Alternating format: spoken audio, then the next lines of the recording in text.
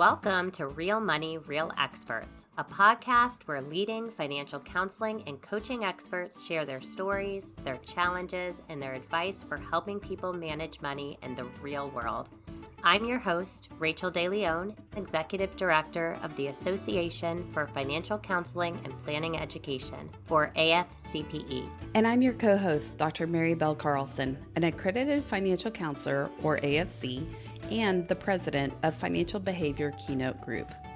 Every episode, we're taking a deep dive in the topics that personal finance professionals care about, helping clients, building community, and your professional growth.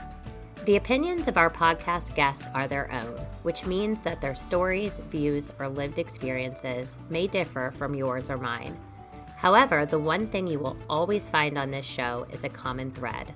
Our guests are passionate about helping people with their money to improve their lives, and they believe in upholding high standards for the clients and the communities that they serve. We encourage you to tune in to Real Money, Real Experts with open curiosity. Why? Because it's oftentimes in the conversations where viewpoints or stories differ from our own that we learn the most. Today, we're excited to welcome Michael G. Thomas Jr. back to the podcast. Michael is a PhD, an accredited financial counselor, and a lecturer at the University of Georgia. His research focuses on financial empathy, data visualization's effects on financial behavior, and the connection between brain function and money. Dr. Thomas's philosophy on how to effectively interact with money can be summed up in his TED Talk, Financial Empathy, Understanding the Story Beneath the Numbers. Utilizing financial empathy as a process for active listening and the creation of client-focused financial recommendations are reflected in two financial literacy and capability programs he helped co-create, Money Dogs and Discovering Money Solutions. Dr. Thomas's lifelong goal is to help underserved communities establish, grow, and sustain their wealth, utilizing an intra- and inter-family wealth creation process. Welcome back, Michael. Thank you. Michael, we are excited to have you back on the show today, as well as planning to gear up for our 2024 AFCP Symposium in Columbus, Ohio this year. You're going to be doing our opening keynote speech, and your keynote is entitled, Maybe It's the System. Will you give our listeners a bit of insight into what to expect? Yeah, absolutely. I think one of the fascinating things about financial literacy oftentimes is that we prepare not students, I'm thinking about this from a student perspective because I just finished teaching classes, so please forgive me. But oftentimes we prepare individuals to address their financial needs from a very logical standpoint that doesn't incorporate emotions, doesn't incorporate adaptive responses to those emotions and where those adaptive responses come from. And then we oftentimes don't think about things in terms of whether or not an experience that someone is experiencing is a curated experience used to trigger emotions or to mitigate emotions and establish notions of trust and reciprocity to nudge the behavior of individuals. So it's very easy for someone, even if they're incredibly financially literate, to navigate systems that can kind of push them gently in certain ways to make decisions that that person otherwise would think that, yeah, absolutely did make that decision. But then we have to step back and then consider, well, was psychology used to nudge you to make that decision? Because there's a lot of that going on in the spaces that we navigate. And so as we think about systems, especially with technology and platforms that people are using and the strategies that are being employed to keep people on these platforms, it's important for individuals to understand the financially optimal things that they need to do, but they also need to understand that within context of the system that they're navigating. Because otherwise what happens, and we see this over and over again, especially when individuals would make what some would deem or consider to be a poor choice and just put all the responsibility on a person. Yes, that person has agency, but what if the system actually nudged a particular course of action? And so maybe, just maybe, in some instances, the The solution isn't necessarily what's financially optimal. The solution is actually addressing the system that's leading people to suboptimal behaviors. And so that's really the core of my presentation. It's not the person, maybe it's the system. And all of this actually, I think, does a really good job of overlaying with, again, my personal philosophy of thinking about things empathetically and compassionately and how we effectively serve individuals. Sometimes knowledge isn't enough. Sometimes we have to engage in actual advocacy for the individuals, the families, and the communities that we're serving. And so, thinking about things from a system perspective, my hope is that it will nudge people to step outside their comfort zones and start advocating in places that maybe they otherwise wouldn't advocate to better serve the needs of the people that they want to encourage to have financial success, stability, and the life that they hope for. I love that, Michael. And you're meeting people where they are beyond the numbers and looking at them. And I think oftentimes when I think of systems, the first thing that comes to mind are the financial systems or the political systems that are barriers, but there's so many different types of systems, the sociological systems, the familial systems, the technology that we're Yep. using. And so, Yep. as Family yes, systems, right? so many different types of systems. And I think becoming aware of those makes a coach or a counselor or a planner such a better practitioner and able to kind of tease out where those roots are. Absolutely.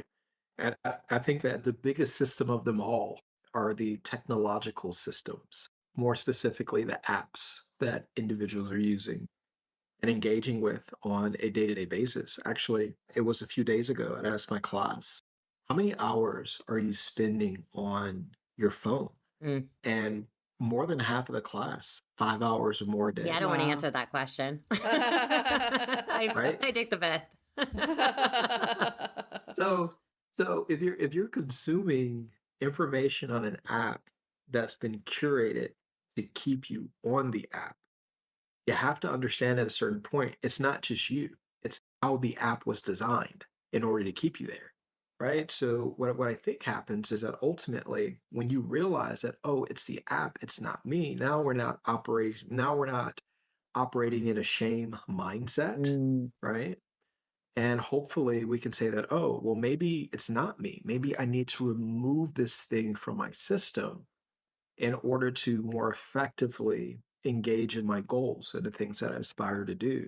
But if you don't know that, and people are just telling you to get off your app, get off your phone, but you don't know that it's designed to keep you there, then what happens is that people start to think that there's something wrong with them. And unfortunately, in society, we just shame people anyway, right? Because we don't want to go beyond anything that's uncomfortable, that's going to require for us to do more than just simply say, do better, right? And I think that that's a very easy place to exist because doing better takes a lot of work. It's like the whole notion of if you know better, you do better. I don't Mhm. personally ascribe to that. I don't believe that. Knowing better is a process in and of itself. Individuals have to explore new information, new paradigms, learn new jargon.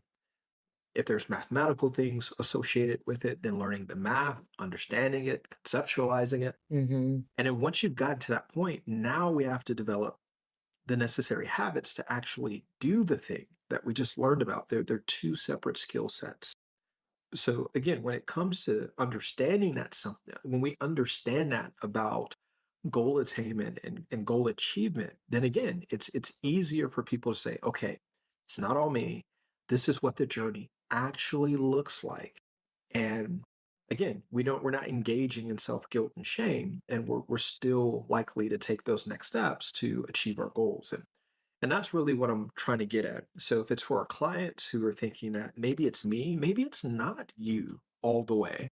And then also for individuals who serve in the space where it's just that, and some people are very much so, you need to exercise agency, agency, agency, agency. But how do we effectively exercise agency when, for instance, food is actually designed, especially fast food, Hmm. Mhm. to elicit a dopamine response, to be, they like to use the word craveable as opposed to addictive, but that's exactly what it is. So if you're just telling someone, just stop eating, but yet they're actually engaging in an addiction pattern with food, but yet we shame that individual for not making behavioral change, well, I think that we're missing the mark. So maybe now we have to start thinking about, all right, what's being placed in food? Is it actually causing addictive responses? And then if we address that, then do we have the same issue with people not being able to resist eating a particular thing? There's a system element here. And so again, my hope here is to encourage individuals who are struggling with something that it's not always all you. Yes, you have agency, but your agency is interacting with the world around you. And then for financial professionals who are in this space that have the mindset of just express agency without any other variables coming into play here, my hope is that they open their hearts and minds to consider that there's a lot more to someone's behavior than just the end result of the action that we see at this point. We have to understand something about the system and help the client oftentimes understand that about their system to create more effective strategies that are both individual and in both how we interact and engage with our systems to find the right mix for financial success. Absolutely. I hear you saying here too is we don't all start from the same place and we don't all end at the same place. This isn't a race and a comparison, which by the way, we see so much on social media trying to keep up with. Yeah. It's all coming from different places with different beginnings, different ends, and different journeys along this path of life. Yes. I want to actually dig into your book a little bit because I think this plays directly into what you talk about in your book, Black Financial Culture, Building Wealth from the Inside Out. So tell us a bit more about that and how it really plays out inside cultural norms as well. I had a conversation not too long ago about this with some students, and we were just kind of talking about what types of things were celebrated in my household growing up, and to actually see whether or not similar things manifested themselves in the audience. And we were just talking about cars and all that jazz. And so with cars, in my household and my family, generally speaking, it was something that was celebrated. And to the point to where it didn't matter if you had a car note that you couldn't afford, or if your car was going to be repossessed at some point in time, whatever it may be, like none of that mattered. It just mattered that you had the car, you looked cool, and all these different things. And so there's a deeper threaded story there that I'll go into with my presentation. I don't want to give it all away here, but there was a cultural dynamic, right? So I remember when I was in a car lot getting my first car, the first thing my mom told me is you only live once, you might as well get what you want. Interesting. It wasn't a what's your budget for a car? Yeah. How much can you afford? Whether or not this is a good car? What's the ongoing cost of maintenance for the vehicle? What's the residual value of the vehicle after 5 years or so? How do you negotiate an effective? Like there was none of that. It was just get what you want. You only live once. Like that was the paradigm. That was the narrative. And because I had seen so many of my family members struggle with vehicles. In fact, we actually used to hide people's cars in our garage Oh, from the repo man. Wow. Because if somebody's going to repossess your vehicle, they can't break and enter into Right. your garage to do that. right. And so because we had a Wow. garage, and I need to ask my mom, I was like, did you charge people for that service? Yeah. Because if you think about it, it's a hustle. It's a Yeah. hustle, right? And so, Wow. but that was the nature of the environment that I grew up in. You get what you want, even if you can't afford it, then somebody repossesses it, then it's gone, and nobody really says why it's gone. Mm. And then people get back right and they get the car they want, and then you just kind of repeat the cycle over and over again. So within my family dynamic and family system, that was a very big thing that I saw. And so because of seeing older cousins and family members and friends struggle with cars and vehicles, I was very reluctant to get what I wanted. In fact, My first car was that I bought was a Kia Rio. And this was back in the day when they were giving away Kia Rios. If you would buy a I mean, this is they had a special, like, you could get a Kia minivan, and they would give you a Kia Rio, right? It was Walking the with a Rio for cheapest. free. I buy one, get Right? one. Oh my goodness, it was that bad, and but, like, I didn't wanna be in a position where I felt like I was gonna have to struggle to make car payments and all these other different things because that was gonna be my responsibility while I was in college. But my mom didn't nudge me to make that decision. She actually nudged me to make the opposite decision. So let's say that I did go to a dealership and I purchased a car that I couldn't afford. But then once I got the car and I bring it home, everybody's celebrating me. They're excited about the vehicle. They're like, Mike, I love the ride, love the X, Y, and Z. Like, seriously, that was a currency Wow. in terms of how people perceived you in terms of the type of vehicle that you owned and that you had. And nobody cared whether or not you could afford it. They just cared that you got it, even though it would just be temporary.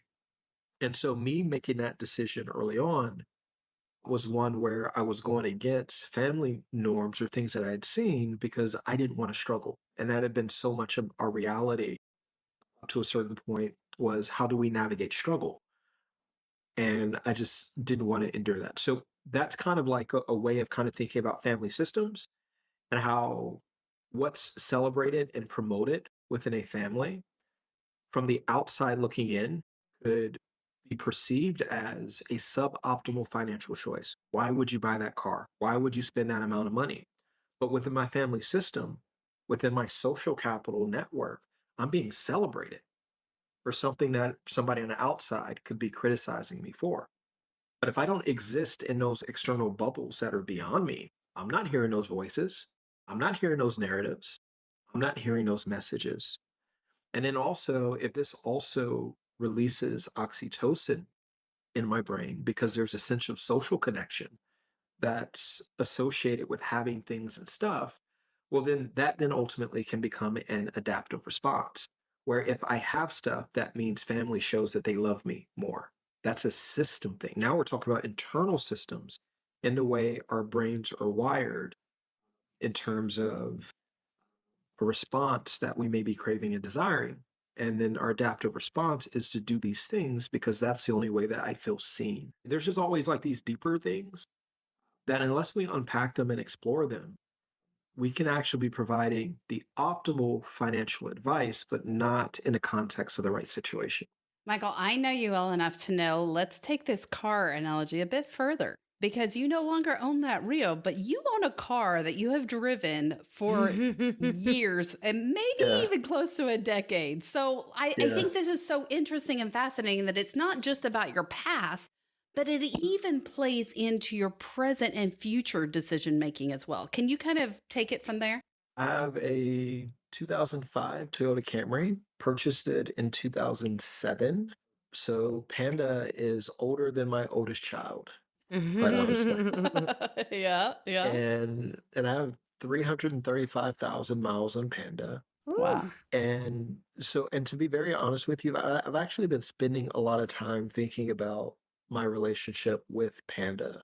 And I'll be honest with you, if I'm going to be very transparent here, the reason why I still have Panda was because I grew up in an environment where if you had flashy things, people took them from you. And so if you would see my car, it has like black spots on it, white paint, and then the paint's chipped. And my car is only worth like $500.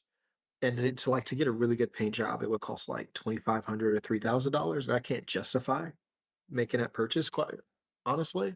So I called the car Panda. My wife named him Panda so that it just addresses the dissonance in my head, right? In terms of me driving this vehicle. But the more and more that I think about it, me driving Panda is an adaptive response to hiding and not showing visible displays of wealth or any whatsoever. Just because of, again, I grew up in an environment where we've had cars stolen, people have broken into our home, and a whole host of other things I don't want to get into. But my adaptive response was is that if I blend in or I don't stand out, then maybe this protects me from individuals or people who may try to take something away from me. Even as it relates to my home, I've never posted a picture of my house or home, and that's just a lot of just coming out of an environment and a system to where you don't show that you're on vacation, right? Like that's the craziest thing to me. Like when I'm on social media and people are like, "Oh yeah, we're just in Europe for the week." I was like, I wouldn't post that until after I was back from Europe and at home. Hmm. Yeah. Even that from a that safety standpoint. right Yeah. that we've gone, and it'll probably be like 2 weeks later, right? And so Right. again, that's a way of kind of thinking about systems and how they influence our behaviors if we're willing to just kind of really sit back and really think about it. Now, my dissonance is that I'm not in an environment that I once was in, but I still struggle with that. And and so yeah, but that's why I have Panda. I also don't like car notes and car payments and all that good stuff. Hmm. So I think Panda could go to about 400,000 miles. And then at that point in time, Yeah.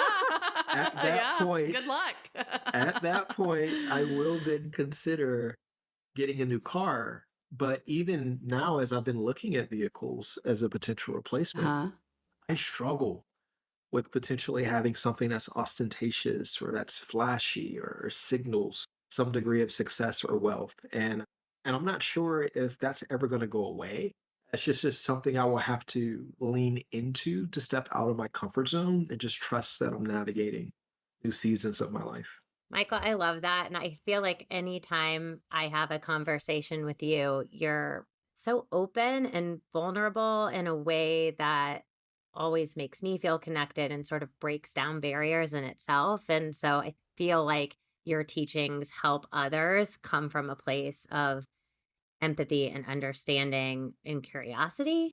And those are the kinds of conversations that make us better human beings and better practitioners and researchers. And so I just wanted to say that I appreciate you. I definitely appreciate that. And I don't know, for me, honestly, who are we if we aren't Hmm. human? If we aren't these relational beings that can navigate environments where it's not about what I can get, but how we can shoulder each other's burdens, how we can celebrate one another, and how we can, and it not just be focused on if I get, you don't have type of mentality of scarcity. I just like me personally, I would definitely much rather navigate a world where we have neighbors that are neighbors, friends that are friends, Yes. colleagues that are colleagues, Hmm. where it's about how we support and uplift it because life is hard. It just is. And we're all navigating different seasons. And there's nothing more welcoming than genuine connection, being able to feel loved and feel seen. Think about it. Like nowadays we do podcasts, right? Back in the day, people would just have conversations. Right? Like it's crazy to think And about. people Like would listen into those right? conversations, Like aka podcast now. exactly, right? It's kind of like back in the day, people would actually just get together and just talk and laugh and argue and but it would be all love, right? And so it's just so incredibly fascinating in terms of how we try to find this resonance of connection in ways that just used to be, hey, I was cutting my grass, my neighbor was cutting their grass, and we just stopped and started talking for an hour and 15 minutes or whatever it may be. The older I get, the more and more that I value those things. It's just genuine, good-hearted connection with people. And so my hope again, like with this presentation, is to kind of facilitate and help people conceptualize connection to the people that they're serving in different ways. And then also married to your point about the book that I wrote, it was more about let me explore my trauma, let me explore my successes, let me explore my hangups financially and otherwise in ways that other people, if they chose to, would dare to explore their own. And I didn't want the book to come off as paternalistic as it relates to, oh, I have it all together. And this is what you need to do to be like me. Like, I don't want people to be like me. I want people to be authentically who they are. Because I think that that's the only way that you actually can find joy in this world is to embrace authenticity of self and to know that you are your own NFT. There is no other version of you. And so that's the whole point in terms of like the systems conversation and how this all connects, I think, in a beautiful way. And then hopefully it encourages people to then start to be more creative in a way that they consider solutions for the individuals that they serve. And if I can get people to start thinking and coming, so many times when we get presentations, like people they want the person on stage to give them the answer, right? Mm-hmm. But how is it that one person can ever hold that power? We're greater as a collective of thought than an individual of thought.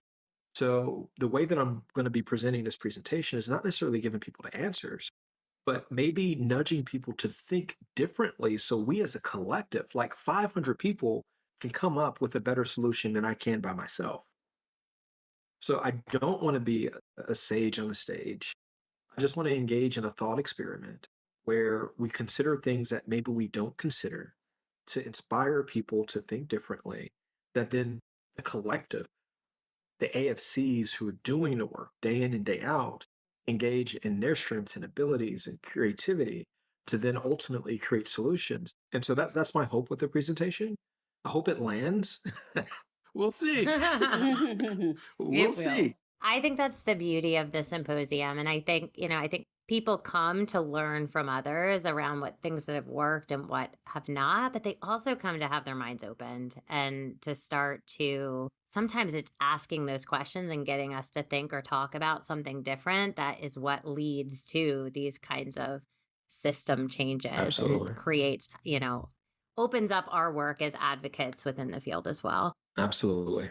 Michael, you're not only a keynote speaker, you're a longtime member of the AFCPE community. And I'm curious what it is that brings you back to the symposium year over year. Yeah, I think for me there are a number of different things. Obviously, the meaningful connections that you have with amazing people who are doing extraordinary work. It's a way to kind of be recharged. Oftentimes when you're serving clients and you're in the day in and day out, you're in the thick of it, especially as it relates to if they're like right now, as we're recording this, it's Domestic Violence Awareness Month. And so I post everything every day on my LinkedIn page during this month about domestic violence and financial abuse more specifically. But you have individuals who are navigating and helping to serve people with such diverse sets of issues. And if you have a client that you're helping them navigate a domestic abuse or financial, that's heavy, right? And that's just one client of a whole host of other clients. Like when you start getting into people's money, you start getting into their emotions, you start getting into their systems, internal and external systems. And there's a weight to the work that we do. So I love being able to have these moments where you come back and you check in with other people, they check in with you, you all kind of fill each other's bucket, so to speak, and just remind each other that even though we can't always see our efforts all the way through with regards to working with clients, our work still matters. It still matters that we show up. And I think that that's the beautiful thing about the conference. It is a way to recharge. It is a way to refocus, and it is a good reminder of why we do what we do, even though we always don't see the direct reward for our work. And people who are in this space really want to help people. And when people are navigating behavioral change and getting to a place financially and otherwise to where they're going to be in a great place, that can take time. So there isn't always like this direct connection between, oh yeah, client came in, we solved all their problems in one session. No. This could take months and even years to get somebody to where they need to be. So you kind of need the pick me up as you're navigating it, and more specifically, what I like to call the messy middle of working with clients. That's the hard part, and that's the part that a lot of people don't see. Michael, it's always a joy to have you on the show. At the end of each interview, we always ask our guests to share their 2 cents. If you had one piece of advice to leave with our listeners today, what would it be? I had one piece of advice. All right, I'm going to be a little selfish here. I'm going to say go read my book, Black Financial Culture, Building Wealth from the Inside Out. It's for everybody. The lens and perspective is rooted in my experience of navigating Black culture and how I've internalized a lot of different things personally and how those things have impacted me and otherwise. But I think that the themes and message within a book are universal. But I also think that in something being universal, that we also need to be able to reflect on and embrace others' experiences, and then also to understand how others' experiences are similar to our own. And so that's the purpose of the book, actually, to bring people together because the color black absorbs light and creates warmth, generally speaking. So there are a number of different messages, but that's probably one of the biggest ones. So go check out my book, pick it up. I'd love to hear about how you've experienced it. Fantastic. Thanks again, Michael, for joining us. And we can't wait to see you here in just a couple weeks. And before we leave, can you tell our listeners outside of the symposium, how can they connect with you? Yeah, I think one of the best ways to connect with me is through LinkedIn. So if you go onto LinkedIn, you could just put in my name, Michael G. Thomas Jr., and in UGA. And please feel free to connect with me there. That'll be a great place for that. And I look forward to many fruitful conversations, not on LinkedIn, but at the conference. Like, come to the conference. I want to talk to you there first, and then we'll connect after the conference. Thanks, Michael. Thank you. Rachel, it's always such a privilege to have Michael here. And I'm actually really glad he talked about his book. He launched his book a while back now, and we really haven't had him on to talk about the connections that he has within his book. And I'm super excited to see how that comes alive on the stage. And just like he said at the end, Michael is just someone that when you meet, when you see, you just feel this instant bond and connection with him. And it is incredible. So if you haven't had the chance, like he said, join us at the conference, because if nothing else, I will tell you, Michael's presentation is worth it again and again. I remember seeing him on an AFCPE stage years ago and walking up to him afterwards. I didn't know who he was or anything about him, and telling him and saying, what you just did was incredible. I don't know where you're going, but I want to follow wherever you lead, because he's just got an incredible way about him. And it is true. Every time we have him on, just what an incredible insight he brings to the stage. So I'm excited for this one. Me too, Mary. And I think, even just listening to him, it gets my brain flowing. And I think that is the beauty of sessions like Michael's and others at the symposium, is we're starting to shift the way we look at things and come with an open mind and meet different types of people working in all areas of the field. And that is something that is so unique and at the core of our community, is that we work in all different areas: private practice, research, education, banks, nonprofits. And you come to one place and everybody is there to share ideas and research and innovative thoughts to help move people along. There's really this feeling of abundance and not scarcity. And what you feel at Michael's core, you feel within the space. And so really excited to have him kicking off our symposium this year. If you haven't listened to our other keynotes, please do get a taste of what's to come, and we hope to see you in November.